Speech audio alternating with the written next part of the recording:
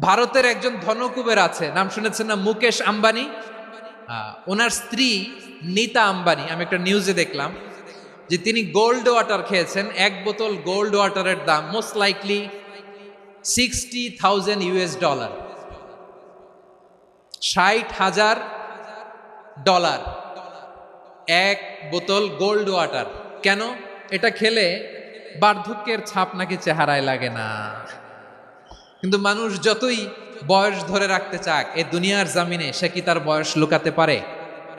আমার কলিজার টুকরা সিলেট, আওয়াজ করে বলেন, এই দুনিয়ার জীবনে বয়সকে ধরে রাখা যাবে? আপনি অমর হবেন জান্নাতে, চির সুস্থ হবেন জান্নাতে। আপনি যদি চির যৌবন থাকতে চান, চির যুবক, এটা পাবেন জান্নাতে। সুবহানাল্লাহ বলেন। ওই জান্নাতে আপনি যেতে চান তো? চান?